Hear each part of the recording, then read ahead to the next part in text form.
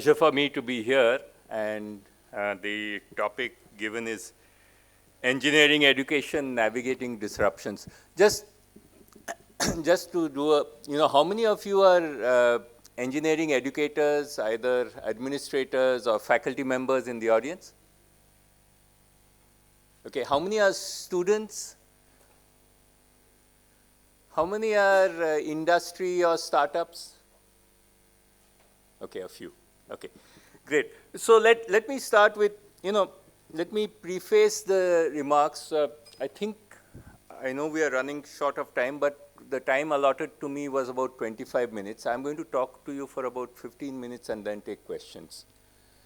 I'm going to essentially give you a perspective from IIT Delhi, a publicly funded institution, but also the perspective is overall on engineering education. And so it could also be relevant that some differences for private universities, but many of the things are similar. So when you look at any of this, so I've looked at the topic, engineering education, we all understand what that is. Navigating, we know how to navigate, whether it is through your app or you navigate yourself through your past knowledge. Disruption. So I looked at the dictionary definition of disruption, and it says the action of preventing something, especially a system, process, or event, from continuing as usual or as expected. So we are looking at disruptions affecting engineering education, and I think most of us in the audience and anyone who is in this field will understand that we cannot continue on our usual path or as expected. So and what are these disruptions? You just heard from the panel about artificial intelligence, right? And the whole idea you heard from the panel, whether you talk about artificial intelligence, you talk about machine learning, we are changing the way we are doing things, right? We are changing the way in which we define work. And the pace of change is accelerating. So it's very quick. So what is the implication for engineering education? And this is the structure of work, the nature of work, the type of jobs. We cannot predict the future based on the past, right? And as engineering educators, we need to be able to create and train the future workforce, the future citizens of the country. So we need to define what the future will look like. And I heard this debate, skill versus degree. Well, I mean, when we do a degree, there are a number of skills we put into that degree. So it's a non-existent debate to me. Of course, many people are looking at the stamp and the chapa and the degree, but in effect, what we are doing is we are training our students to have the capability when they go out into the real world, they will actually fulfill their responsibility as citizens, they will have the skill sets needed, they will have the ability to learn so that they can face future problems and find solutions. So this is the first disruption, the disruption in terms of artificial intelligence, machine learning, the disruption in terms of the nature and structure of work. We have just gone through, the whole world together has gone through a major disruption when we saw in COVID, right? That disrupted the way we thought, the way we looked at, the way we interacted, and it disrupted education too. So there are lessons we've come out of that, but some of the residual effects are still there. Today, engineering education faces another disruption. The aspirations of students and expectations of students and parents are quite different from what it used to be. And that itself is changing. We talk about employability. You will see in the media always an analysis. Even while our placements are going on, there'll be an analysis of what is going on. And there's an obsession with employability right in front. Global competitiveness. Everywhere today, if you see, we are looking at countries competing, we are looking at jobs and employability, we are looking at ways in which we provide strategic advantage for our industry and our companies. And then we want to see today we are in a, you know,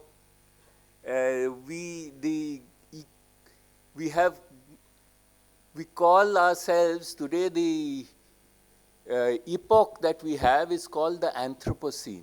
We've had a Holocene, the Holocene where actually we've had stable climate, and there's the life as we know it over the last 2,000-3,000 years has evolved because of this stable world situation, and that has been threatened by human activity.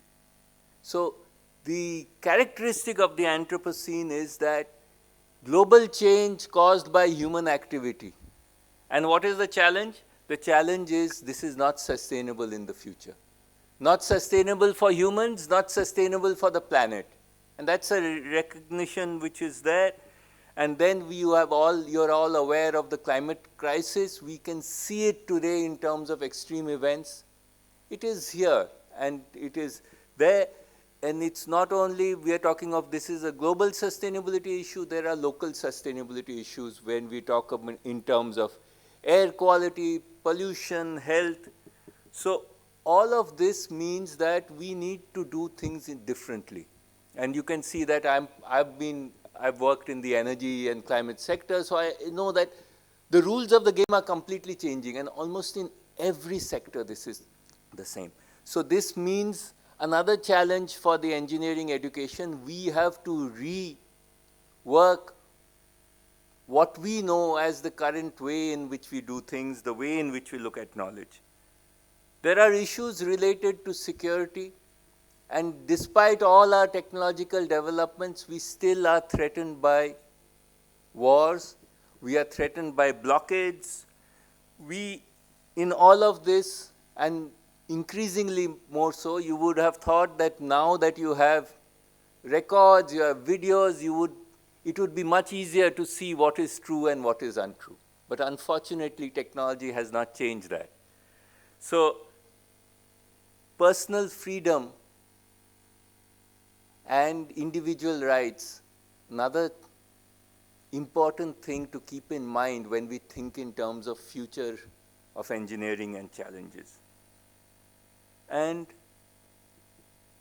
you would understand that if you are in engineering education, when you look at students, and this is probably something which started with COVID, we are very well connected in terms of social media, in terms of the latest apps, but we have lost our personal connections.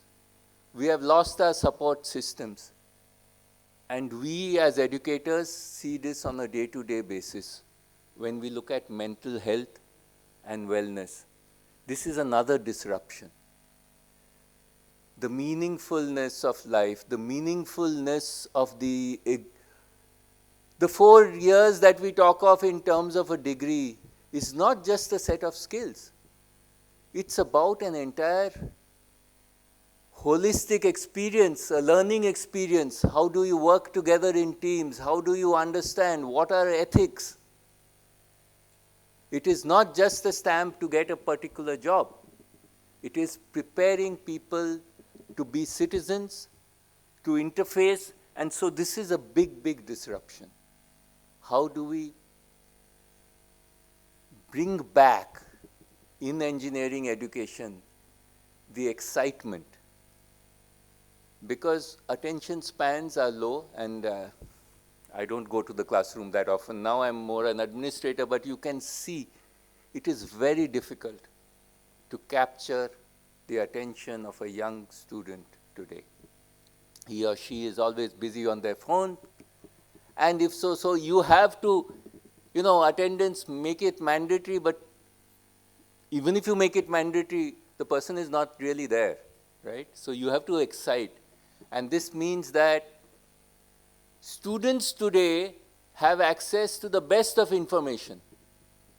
They also have a large number of various videos. They can go to, you can look at MIT media, whatever. So you have choices. So you have to be able to excite with personal experiences. You have to be able to provide the perspective. You have to add value, and you have to have the connect. And this is another challenge. Another challenge, of course, which is very typical of India and of a public institution, our classes are extremely diverse, extremely diverse.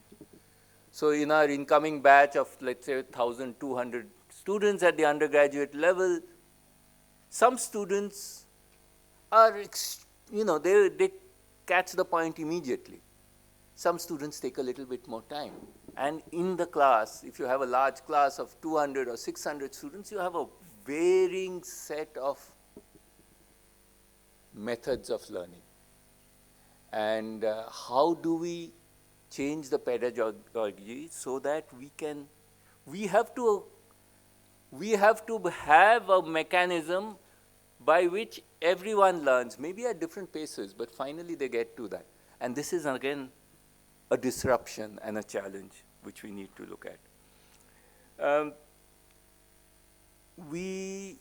Today, our Prime Minister has given us the challenge that we need to be Atmanirbhar, that we need to go and we need to become a developed country.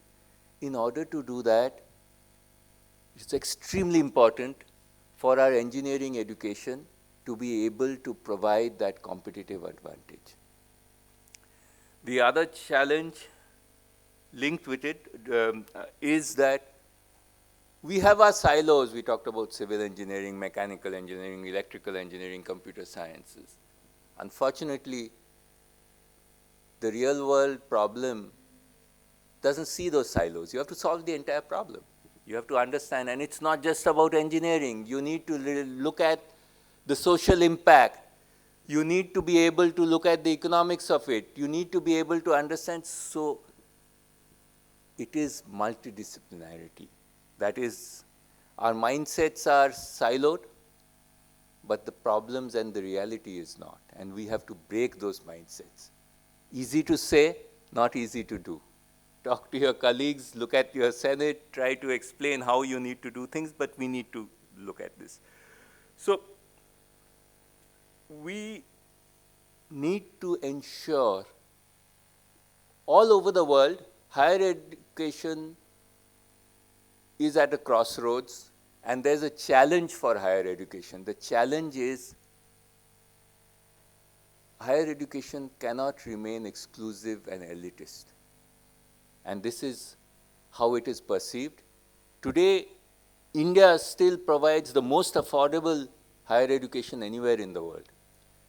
Many other countries, the question is that higher education leads to significant amount of loans and indebtedness. And then questions are being asked whether investment in higher education is justified. And this is a challenge we need to face. In engineering education, in order to be at the cutting edge, you need to make investments in laboratories, you make investments in infrastructure. In the current situation, the money that we get is never enough. Whether it's private or it's public institutes, I'm sure you will see that. So the challenge is how do we sustain ourselves financially while yet making it affordable for the students to go through? And I think the only way, so let's now start, these were all the challenges and the disruptions. Let's see how do we navigate this. So let me start with the last thing which we talked about. The only way to navigate this for us is if we can create value for society. We can see that we create value for society. We provide, not just we do create value by our students, but we need to look at industries, work together, identify, and see that we work on relevant problems. we see that the kind of things that we are doing actually makes an impact. That will give us direct revenue. It will also give us the backing of society. If we see, for instance, you're looking at problems we've had in Delhi over the last 1.5 months, we've seen instances of flooding, right? There's a problem in drainage. We can actually, there's retrofitting of it, finding solutions which actually make an impact and be seen to make an impact. Then the society would say that, yes, IIT Delhi, you have the right to ask for the resources from the government. We work with industry to see that we provide a competitive advantage.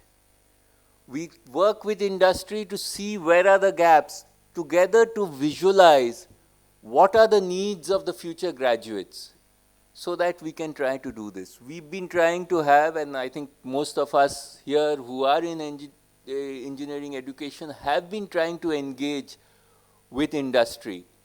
And industry, government, society working together, identifying problems that are relevant, and together trying to find solutions are the way to go. We've had, to give you some examples, we developed, our civil engineering department created a low carbon cement which has essentially the similar properties as cement, but only takes 50% of the CO2 footprint. And we've tried this in kilns. This has been tried in several countries in the world, and recently we just started a technology center in Africa to look at the demonstration of this. The colleagues who've developed this, put this information in terms of papers and in the public domain, decided not to patent it or commercialize it, but have been giving it to technologies and doing trials. And so this is one of the examples that I would like to quote. We've been looking at, you look at healthcare and technologies, you look at biomechanics. We've had a technology where after a stroke, if someone, the hand movements are not, and you do, you try a whole host of things, but we've created a robotic arm, an exoskeleton, which is actually enables, and this is being done, trials are being done in India, being done in Australia. We've created many centers of excellence with industry. We have a center with DRDO, where we are looking at DRDO and industry and a large number of technologies, whether it is technologies which were initially imported, and we are providing lower cost and better performance. In many of these, we still do not have, the whole idea is to enable innovation and have our students and our faculty run with their ideas. However, the overall ecosystem, we need to be able to push that ecosystem better so that because we need to create a more enabling ecosystem. So this is in terms of trying to talk about relevance. Now, if we think in terms of the mental health and wellness, we are trying to have mechanisms. One is, of course, we have counseling, but then counseling itself has its own kind of stigmas. We've created mechanisms for student support, of student mentors, as well as identifying students who are having difficulty with the program and then giving them support.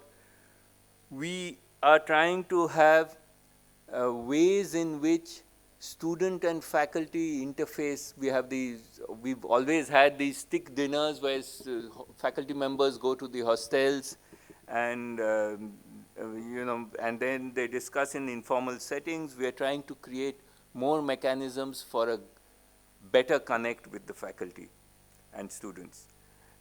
In the whole idea of multidisciplinarity and the curriculum, we are trying to revive and review all the curriculum, look at involvement of alumni in industry and others, in mentoring students, in identifying what are the future needs. In moving forward, engineering education, we need to provide leadership of thought, we need to identify what are the future needs, what is going to be required, and how do we train future generations to meet that. In order to do this effectively, we have to have a constant dialogue with our stakeholders, students and parents, the industry, the employers, the society, and the faculty members.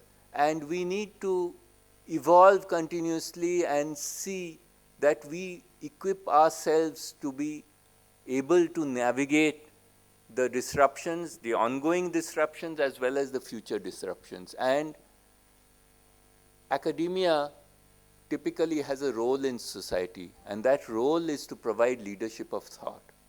If we have to provide that leadership of thought, we have to visualize the future as it should be, visualize how we can take ourselves to that future, interface with the stakeholders, and then define what engineering needs are going to be, train our students and our future generations for that. And with this initial remarks, I will stop here, but if there is time, I would be happy to take some questions.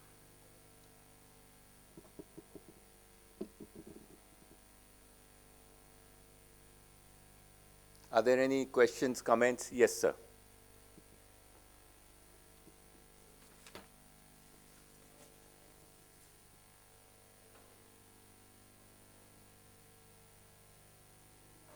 I'm taking this opportunity because I've always been fascinated by what IITians do, you know. And I mean, how do you foster? I mean, what do you feed them? You know, what do you? I mean, how do you foster that cutting edge mindset? You know, they kind of they're bulletproof in their mindsets. I mean, how does that happen? I mean, is this the legacy that has now set in, and they just expect that they are going to disrupt the world? Are you actively helping develop this mindset? I was always fascinated to ask you this question, so I thought I'll ask. So I think the first thing which we do, and you know, you talk to any IIT and you would find that there is a belief and a self-confidence, and we encourage students to grapple with problems and identify ways in which they can. We have mechanisms. Students learn in most of the courses that we have. If you see the pattern of examinations, it's not a standard set of examinations. So there is a focus on problem solving, there's a focus on thinking. There is also increasingly we have a focus on teamwork and projects. And students do a large number of these. Students also learn outside the classroom in terms of peer-to-peer learning.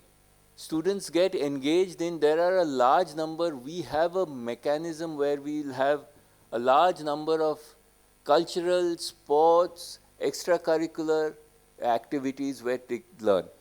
Our students actually participate in an electric vehicle, in making an electric vehicle. They have a robotics club.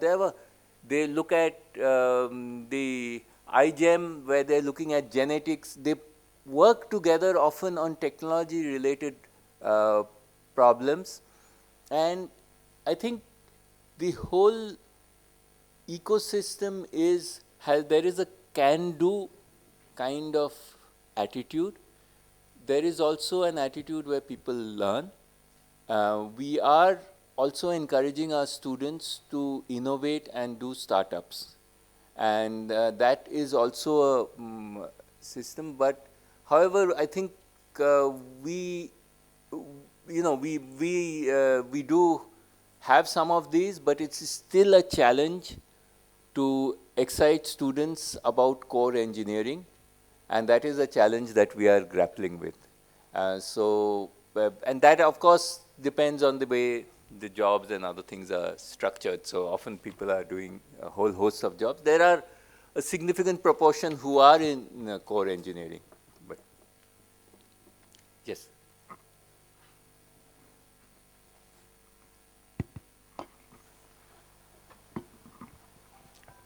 Good morning, Professor Rangan. Good morning. Just to add to that, what you explained, being a student of two IITs and leading one top NIT, I would put more emphasis, or I want to emphasize that, we produce rounded individuals, which you mentioned. So in addition to the studies and the hard work outside class, they get involved in everything, into whether it's sports or cultural or, so they come out as rounded individuals who can take on the world.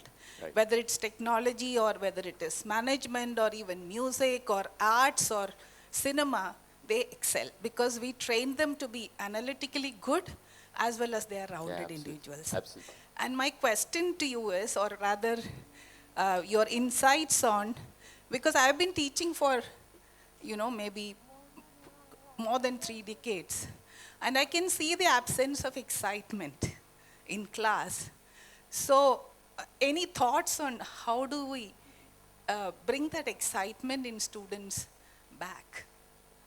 So I think as an administrator, it's a little difficult. As a faculty member, the first thing is the faculty member must be excited, right? And the second thing is, I think, identifying problems in the real world where you can make an impact and then relating what we are learning to that often results in excitement. Students also, gamification is another way. Students like to compete. And so I think there are no simple, no shortcut solutions, but faculty members must be able to understand and see and want to create that excitement. And I earlier, this was not at IIT Delhi, this was earlier at IIT Bombay, I had a group of young students coming to me and saying that we want to participate in the solar decathlon. And I searched and I realized that there's never been an Indian team in the solar decathlon. So I asked them, "What do you know what it involves?" They said, I asked them, "What have you built?" The solar decathlon is a competition where you design a fully functional house running only on solar energy, and you implement it, and you make it, and you make everything work. So they said, no, we've made some small toys and other things, but we'll do it. And they had their excitement. And then as we picked up, that became, but that whole group, if I remember that first group, all of them have changed their way of looking at things. They've all even changed their orientation. Some of them have started companies. So I think, students don't want to be forced into doing things. And that is something we need to understand. So we have to create mechanisms where you direct them, excite them, and then I don't think there is we can't make a report and say 2.1 do this, 2.2 that. It's about, but we need to constantly, we have to encourage good teaching. The other thing which has happened is, today we are too obsessed with this ranking business. And everything is about the citations, and that's fine, but in the teaching is getting a backseat. And exciting students, people remember teachers who cared, who tried to teach them, and who taught even the one who was struggling. We need to emphasize that. We need to incentivize that. We need to speak about that. Today, that is a challenge also. Yeah. Sure. Okay. If you have to tell me about it. I started. I think we are on time. You can take the last one and then the. Sure. Okay. We can just. He had stood up and then we'll stop.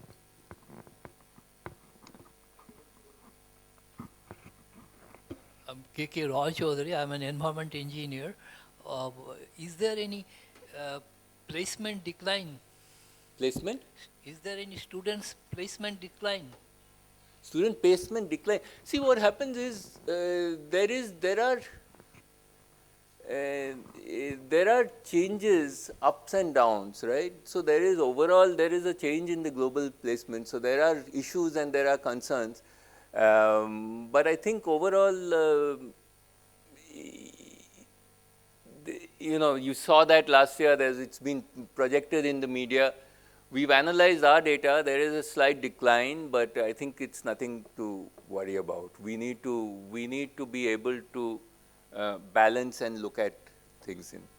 Yeah, it's an overall global phenomena in terms of jobs and employment.